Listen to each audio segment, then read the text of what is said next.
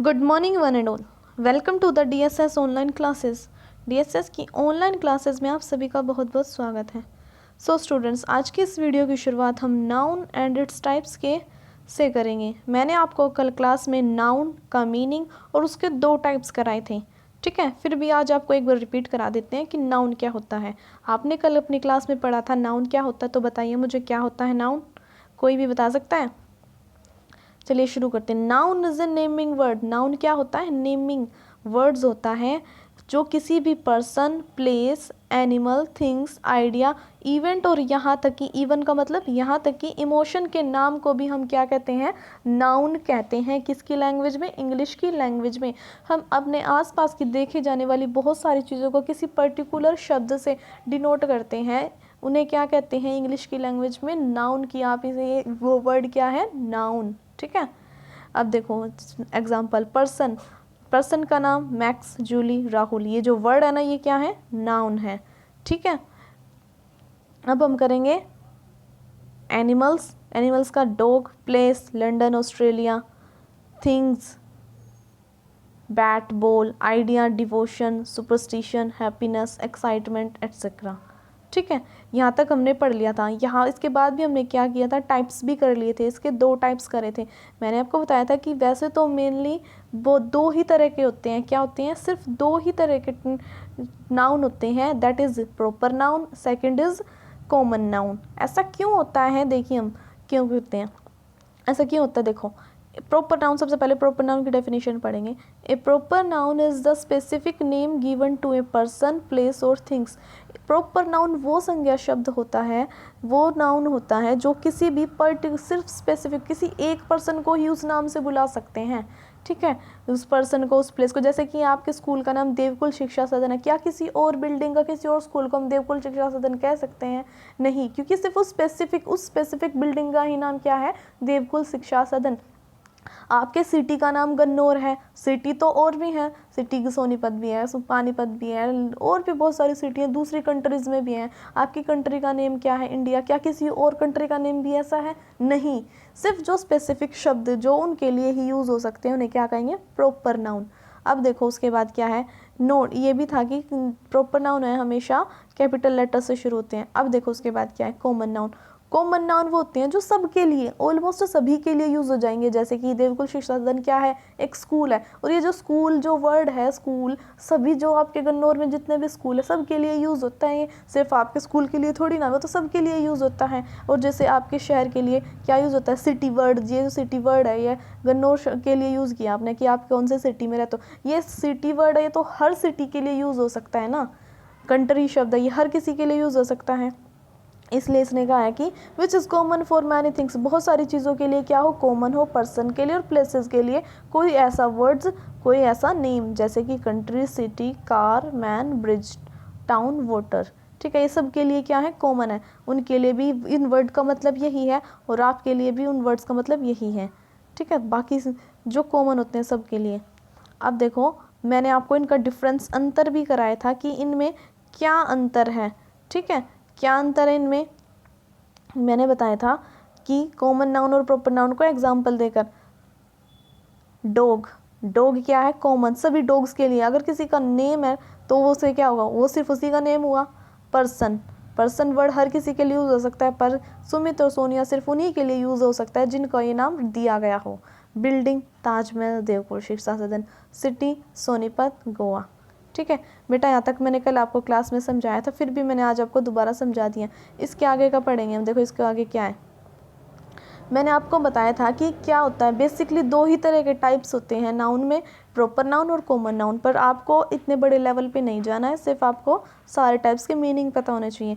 देखो फिर भी मैं आपको करा रही हूँ। कॉमन नाउन कौन कौन से होते हैं? Abstract noun, concrete noun, collective noun, compound noun, gender specific, gerund, non countable, countable और वर्बल, ठीक है। ये 9 जो टाइप है ना, ये सब क्या है? पूरे कॉमन नाउन के टाइप्स हैं बेटा। ये देखो, अब ये सबसे पहला देखो एब्स्ट्रैक्ट। इनको देखो, कॉमन नाउन क्यों कहा गया है? क्योंकि ये सभी के लिए कॉमन सी बात है, सब यूज़ कर सकते हैं इसे, इसलिए इन्हें कॉमन नाउन की कैटेगरी में रखा गया है।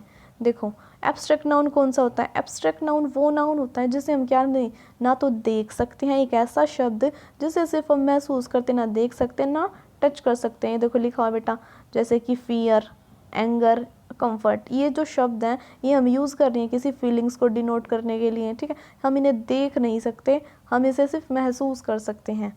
कॉन्क्रीट नाउन, देखो हम इसे टच भी कर सकते हैं और देख भी सकते हैं, जू, इग्लू, जर्बिल, ठीक है। इसके बाद देखो कलेक्टिव नाउन, कलेक्टिव नाउन मतलब जब किसी group of things, group of person, group of animals, जब किसी ग्रुप को दर्शाने के लिए, किसी समूह को दर्शाने के लिए कोई शब्द का यूज़ होता है तो उसे क्या कहेंगे? Collective noun. जैसे कि आपका क्या है? क्लास, आप एक क्लास में पढ़ते हो, ठीक है। गैंग, टीम, चेयर, ठीक है। इसके बाद है कंपाउंड नाउन। कंपाउंड नाउन का मतलब होता है जब एक ऐसा शब्द या शब्द जो किससे बना हो? दो शब्दों से, दो या तीन शब्दों से मिलकर बना हो, दो या उससे ज़्यादा शब्दों से मिलकर जब एक नया शब्द बना हो तब उसे क्या कहेंगे? Compound noun. आपको दे रखा है ना, देखो एग्जाम्पल में mother in law, snowman, bus stop, ठीक है। देखो अभी यहाँ पे ना ध्यान से देखो, ये तीनों तरह के एग्जाम्पल दे रखे हैं। कंपाउंड नाउन तीन तरह के होते हैं, हाइफनेटेड, ओपन एंडेड, क्लोज्ड, ठीक है। ये हाइफनेटेड, ये ओपन, ये क्लोज वाला है। जेंडर स्पेसिफिक, ये तो आपके नाम से ही क्लियर होगा कि वो मेल है या फीमेल है, लेडी, बॉय, वेटर, ठीक है। मेल और फीमेल है सिर्फ ये पता लगता है तो वो उन्हें क्या कहेंगे? जेंडर स्पेसिफिक नाउन कहेंगे। जरंड कब कहेंगे? जब हम किसमें क्या बेटा? जब हम अपने वर्ब में क्या एंड क्या जोड़ देते हैं, जब हम वर्ब वर्ड्स में आईएनजी लगा देते हैं तो वो क्या बन जाते हैं? जरंड बन जाते हैं। जैसे कि सिंग में आईएनजी जोड़ा, सिंगिंग, टॉक में आईएनजी, टॉकिंग, थिंक में आईएनजी, ठीक है।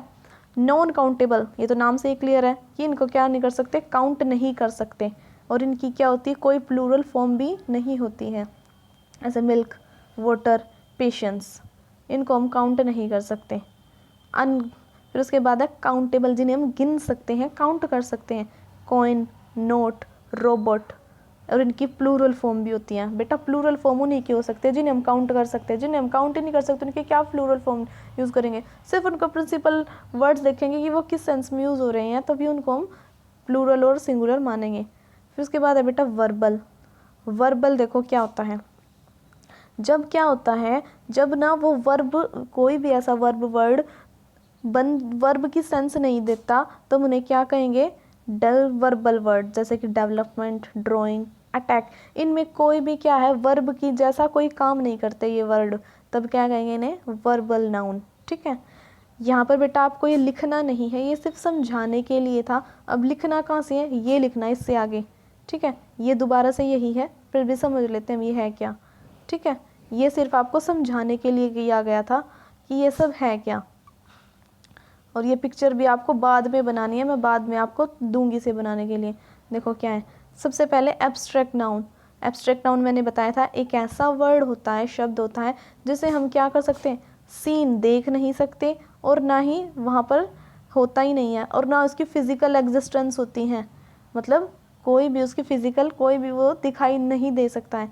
इस जनरली ये क्या होता है? आमतौर पर आइडिया, क्वालिटी और कंडीशन हो सकती है, जैसे कि ट्रुथ, लाइज, हैप्पीनेस, सोरो, टाइम, फ्रेंडशिप, ह्यूमर। इन सब शब्दों को हम सिर्फ महसूस कर सकते हैं, देख नहीं सकते, ठीक है। फिर उसके बाद है फोर्थ नंबर पे कॉन्क्रीट नाउन। ये अपोजिट, बिल्कुल एब्स्ट्रैक्ट नाउन से अपोजिट होता है। ये क्या कर सकता है? क्या कर सकता है? इसे हम देख भी सकते हैं और इसका फिजिकल एग्जिस्टेंस मतलब टच भी कर सकते हैं, जैसे कि chair, table, ball, bat, water, money, sugar etcetera, ठीक है। अब उसके बाद काउंटेबल, जिन्हें गिन सकते हैं, काउंटेड, कैन बी काउंटेड, जिन्हें गिना जा सकता है, ठीक है। और इन काउंटेबल नाउन के आगे ही हमेशा क्या लगता है? आर्टिकल्स लगते हैं, ए, एन, दी, ठीक है। जैसे कि, और इनकी क्या होती है? प्लूरल और सिंगुलर फॉर्म दोनों होती हैं, जैसे चेयर, टेबल, बैट, बॉल, हम इन्हें गिन सकते हैं। इन्हीं के लिए क्या लगता है? प्लूरल फॉर्म और सिंगुलर फॉर्म भी यूज़ होती है और आर्टिकल्स भी लगता है। और अनकाउंटेबल नाउन के लिए देखो, जिन्हें हम गिन ही नहीं सकते, ठीक है, उन्हें क्या कहेंगे? अनकाउंटेबल। जैसे वाटर, शुगर, ऑयल, साल्ट। क्या आप गिन सकते हो इन चीज़ों को? नहीं गिन सकते, ठीक है। इसके बाद है कोलेक्टिव नाउन। क्या है? Collective noun. ये आपको सब बेटा नोटबुक में लिखने अपने। एक कोलेक्टिव नाउन एक ऐसा वर्ड्स होता है जो ग्रुप, जो ग्रुप, जो किसी भी ग्रुप्स, चीज़ों का ग्रुप, एनिमल्स का ग्रुप, प्लेस, पर्सन्स का ग्रुप, जो उनके लिए वो वर्ड्स यूज़ होता है, समूह के लिए जब कोई शब्द यूज़ होता है तो उन्हें क्या कहेंगे, कोलेक्टिव नाउन। जैसे कि फैमिली, फैमिली में बहुत सारे मेंबर होते हैं, 4, 5, 6, 10, तो वो क्या, वो फैमिली उन सब ग्रुप्स को दर्शा रहा है। Team, jury, cattle, gang, bundle, crowd, herd, bunch, etcetera. ठीक है, ये आपकी बुक में भी दे रखे हैं, आप चाहो तो चेक कर सकते हो बेटा। यहाँ पर हमारे सभी की डेफिनेशन हो जाती है। आगे इसके क्या कराना है मैं कल सेंड करूँगी। आज आपको क्या करना है, अपनी नोटबुक में इन सब की डेफिनेशन लिखनी है। ये 7 की 7 डेफिनेशन जो दे रखी है ना, 2 मैंने कल सेंड करी थी, 3rd, 4th, 5th, 6th, 7th आज सेंड कर दी है। आज आपको क्या लिखनी है, सारी अपनी नोटबुक में लिखनी है विद करेक्ट स्पेलिंग और क्लीन राइटिंग। आपको बिल्कुल करेक्ट स्पेलिंग के साथ लिखनी है बेटा। ये यहाँ से लिख, ये पिक्चर आपको ड्रॉ नहीं करनी, नहीं बनानी, ये सिर्फ समझाने के लिए था। यहाँ तक आपका हो गया था। ठीक है बेटा, thank you, have a nice day.